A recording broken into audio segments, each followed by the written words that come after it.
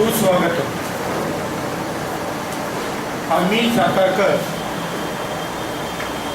विकास प्रतिष्ठान मुंबईच्या विद्यमाने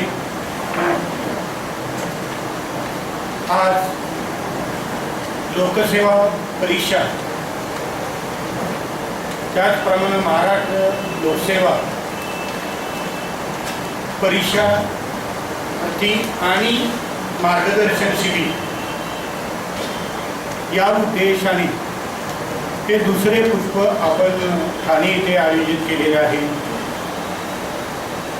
आम्ही सातारकर विकास प्रतिष्ठान ही नोंदणीकृत संस्था असून या संस्थेच्या विद्यमाने सामाजिक, शैक्षणिक, कला, क्रीडा अशा 11 विविध विभागामध्ये कार्य केले जाते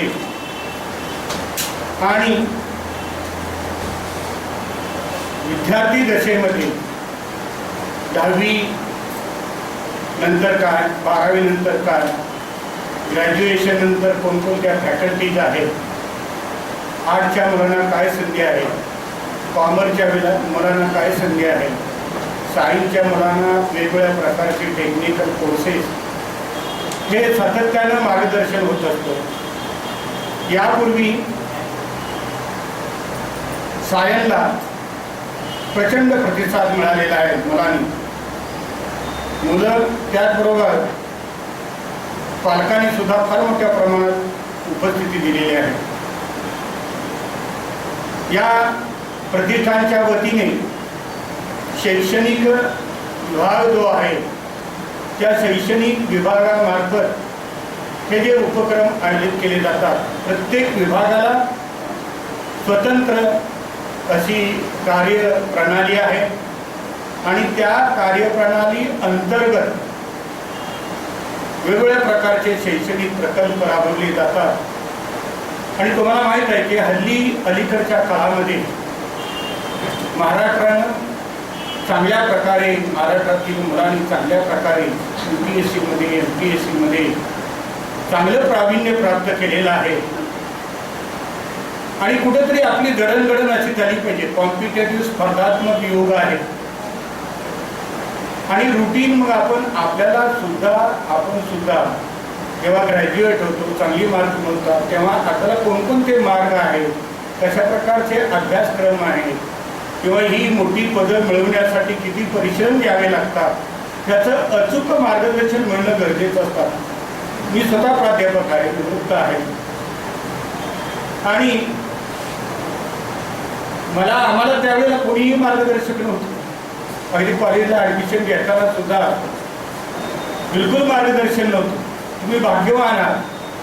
भाग्यवान या अर्थानं की मुंबई, पुणे सारखे इंटरनॅशनल सिटी, तिथल्या शिक्षण संस्था, चांगले शिक्षक वर्ग हे तुम्हाला मिळालेले आहेत। आता तुमचं काम काय आहे? विद्यार्थी दशेमध्ये तुम्ही कुठलाही विचार करू नका। करिअर करण्याचा विचार तुम्ही तुमच्या डोक्यामध्ये ठेवला पाहिजे की मी कसं, आता एक तुम्हाला आम्ही एका व्यक्तीची ओळख करून देणार आहोत की किती परिश्रमाने बसलेल्या आपल्या पुढच्या मध्ये आत्ताच्या UPSC-मध्ये त्यांनी, आणि ठाण्यात जे आहे इथं येता तुम्ही इथं म्युन्सिपल प्रशासकीय केंद्र आहे, इथं या, इथं पुढच्या बाजूला देशमुख, तर त्यातून त्यांनी उज्ज्वल प्रावीण्य मिळवून UPSC-चे एक्झामिनेशन पास केले। नोकरी करत ध्येय पाहिजे, ध्येय असलं पाहिजे आणि ध्येयासाठी धडपडलं पाहिजे। अगदी TV-वर तुम्ही बेटी ऑफिसर का काय जे आहे सिरियल, थोडं माझ्या पाहण्यात आलं होतं। अत्यंत गरीब घराण्यातील मुलगी कोणती पास होते, BDO होते, छान त्याच्यामध्ये दाखवलेलं आहे।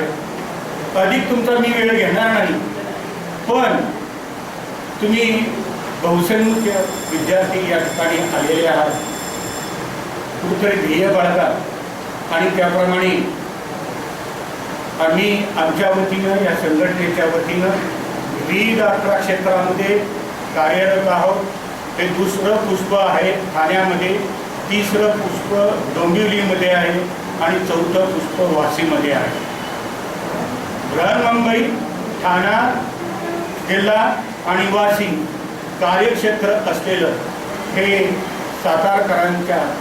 सातारकरांची ही मातृसंघटना आहे. त्यामध्ये अत्यंत उच्च पदस्थ माणसं आहेत, चांगली मान्यवर आहेत, वेगवेगळ्या क्षेत्रातली मान्यवर मंडळी आहेत. त्याच्यातलं विश्वस्त मंडळ सुद्धा अत्यंत प्रभावी आहे. आणि या ठिकाणी या आपल्या शिबिराला थोडंसं मार्गदर्शन करण्यासाठी आता मी सांगितल्याप्रमाणे आताच्या मागच्या परीक्षेमध्ये UPSC मध्ये प्रावीण्य मिळवणारे ठाण्याचे प्रथित यशप्राप्त श्रीयुत जोगदंडे या ठिकाणी आले. ते थोडेसे आपल्याला त्यांचे विचार सांगतील.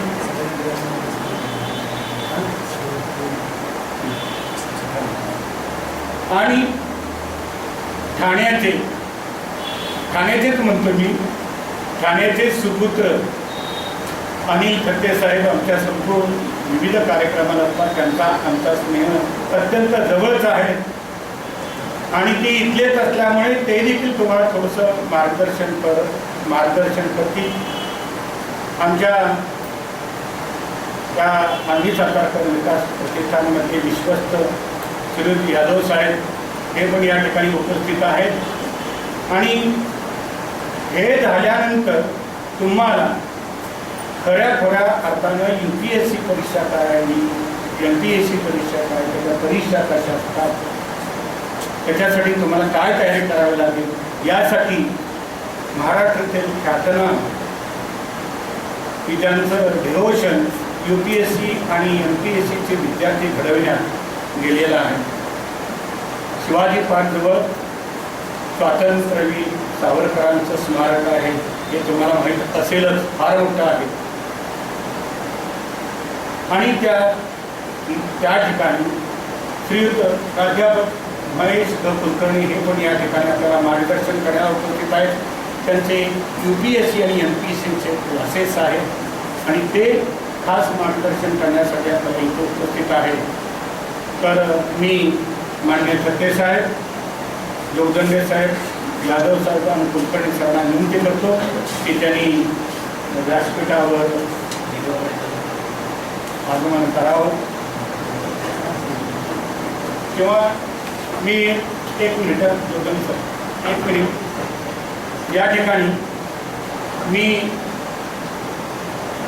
आजच्या या कार्यक्रमाची सुरुवात दीपप्रज्वलनाने करण्याची विनंती करतो.